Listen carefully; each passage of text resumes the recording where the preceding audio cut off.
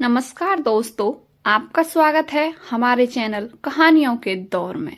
आज मैं आपको सुनाने जा रही हूँ। बेटे ने माँ के फोन में देख लिया कुछ ऐसा कि उसके पैरों के नीचे से जमीन खिसक गई।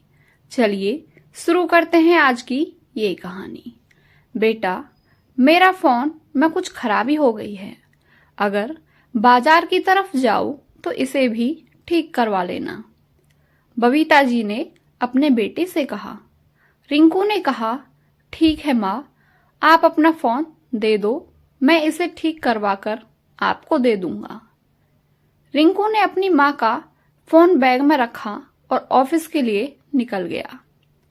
लंच टाइम में उसने माँ का फोन बैग से निकाला और देखने लगा कि उसमें क्या दिक्कत है।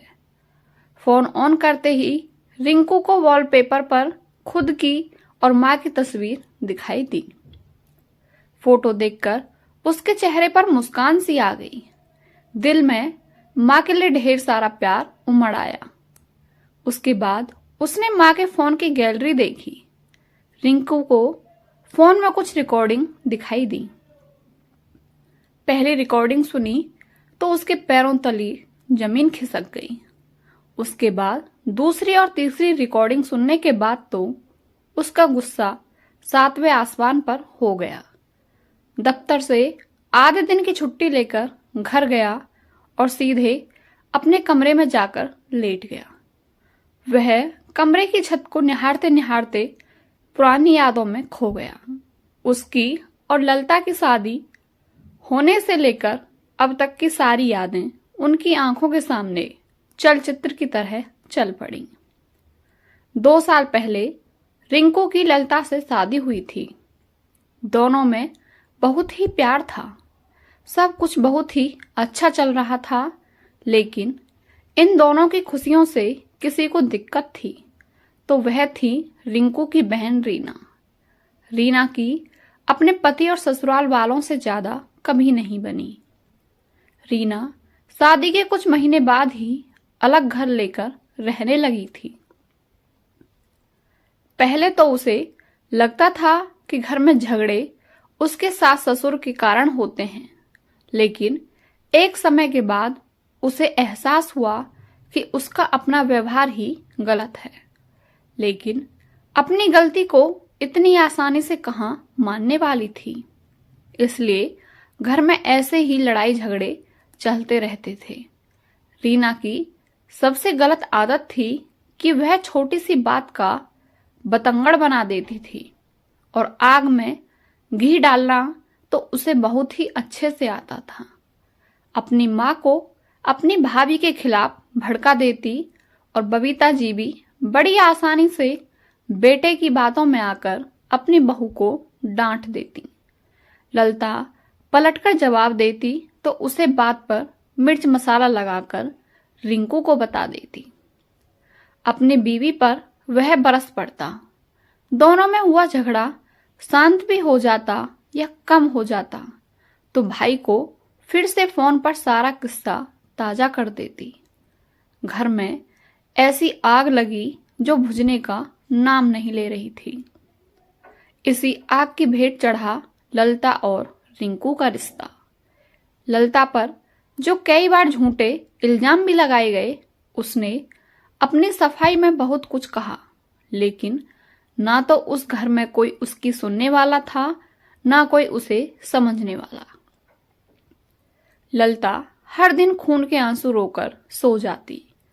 उसे उम्मीद थी कि एक ना एक दिन रिंकू को सच्चाई का पता जरूर चलेगा, लेकिन रिंकू हर बार माँ का ही साथ देता। गलती रिंकू की भी नहीं थी। उसके सामने सब कुछ ऐसे प्रस्तुत किया जाता है कि उसे लगता है कि सारी गलती ललिता की ही है। एक दिन बात इतनी बढ़ गई कि रिंकू का हाथ ललिता पर उठ गया। उस दिन ललिता का जन्मदिन था। उसके सरप्राइज देने उसके माता पिता आए थे, लेकिन बेटी को यूं रोता देख माता पिता को बहुत गुस्सा आया। उसी वक्त अपनी बेटी को अपने साथ ले गए। ललिता के मायके जाने के बाद न रिंकू ने पहल की न ललिता ने। समय के साथ दोनों एक दूसरे से दूर होते चले गए। ललिता को रिंकू की यादों से निकलने के लिए स्कूल में नौकरी करने लगी, लेकिन ललिता को उम्मीद थी एक न एक दिन रिंकू के सामने सच सिर उठाकर खड़ा होगा। वैसे भी झूठ के पाँव नहीं होते, इसलिए वह ज्यादा समय टिकता नहीं है। दूसरी तरफ रिंकू ललिता से इतना खफा था कि उसे भुलाने के लिए शराब पीनी शुरू कर दी। लेकिन ना तो यह बात बबीता जी को पता थी, ना ही रीना को। आखिर वह दिन आ ही गया जब झूठ तार तार हो गया और सच सबके सामने सिर उठाए खड़ा था। आज सब कुछ पानी की तरह साफ था। एक फोन रिकॉर्डिंग ने सबकी सच्चाई सामने लाकर रख दी थी। कुछ लोग गुनाह करके भूल गए थे, लेकिन कहते हैं ना कि कोई हमारे कर्मों का हिसाब लिखता है। हम किसी का दिल दुखाकर भले ही भूल जाएं, लेकिन भगवान वक्त आने पर इंसाफ कर ही देता है। अगले ही दिन रिंकू ने ललिता को फोन करके बुलाया। रिंकू ने अपने माता पिता और बहन के सामने फोन रिकॉर्डिंग चला दी, जिसमें रीना अपनी मां के कान अपने भाभी के विरुद्ध भर रही थी और कुछ झूठे इल्जाम भी लगा रही थी। और इन सब में बबीता जी भी रीना का साथ दे रही थीं। आज सारी साजिशें बेनकाब हो गईं। बबीता जी और रीना की नजरें शर्म से झुक गईं। मनोहर जी, जो रिंकू के पिता थे, बोले, यह क्या किया तूने रीना? अपने ही भाई का घर उजाड़ दिया। और बबीता, तुमने अपने इकलौते बेटे का घर कैसे बर्बाद होने दिया? दोनों चुप थीं और दोनों के पास कोई जवाब नहीं था। मनोहर जी रिंकू से बोले, बेटा, चल अपनी गलतियों को सुधारने का समय आ गया है। अब जब सब कुछ साफ हो गया है और हमें सच्चाई पता लग गई है, तो ललिता बिटिया को घर ले आते हैं। अपने माँ पिताजी के साथ रिंकू ललिता के घर पहुंचा। ललिता के माता पिता ललिता को भेजना नहीं चाहते थे, लेकिन मनोहर जी के बार बार आग्रह और रिंकू के बार बार माफी मांगने के कारण ललिता के पिता ने ललिता को रिंकू के साथ विदा कर दिया। अब ललिता और रिंकू का घर फिर से बस गया था, लेकिन रिंकू के दिल से उसकी बहन हमेशा के लिए उतर गई थी। माँ से कुछ समय नाराज रहने के बाद रिंकू और माँ की तो सुलह हो गई। बेटे की नाराजगी ने बबीता जी को सुधार दिया। रीना को भी अच्छा खासा सबक मिला। भाई भाभी से फिर कभी उसे वह सम्मान और प्यार नहीं मिला जिसकी उम्मीद वह करती थी। रीना ने अपनी हरकतों से हमेशा के लिए अपने भाई भाभी को खो दिया। दोस्तों, कहते हैं ना, बुरे काम का नतीजा हमेशा बुरा ही होता है।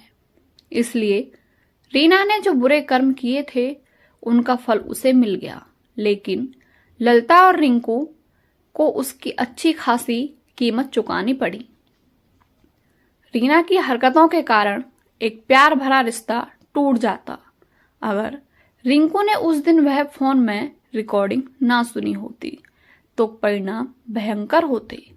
दुनिया में कुछ ऐसे लोग होते हैं जो दूसरों की खुशी बर्दाश्त नहीं कर पाते। उन्हें दूसरों की खुशी देखकर बहुत बुरा लगता है। वह अपनी खुशी में खुशी नहीं होते, दूसरों की खुशी देखकर दुखी होते हैं। आपको यह कहानी कैसी लगी हमें कमेंट बॉक्स में अवश्य बताएं। और यदि आप हमारे चैनल पर नए हैं तो हमारे चैनल को सब्सक्राइब करके बेल आइकन अवश्य प्रेस कर लें, जिससे आपको हमारी कहानी की नोटिफिकेशन समय पर मिलती रहे। मिलते हैं आपसे अगली कहानी में। धन्यवाद।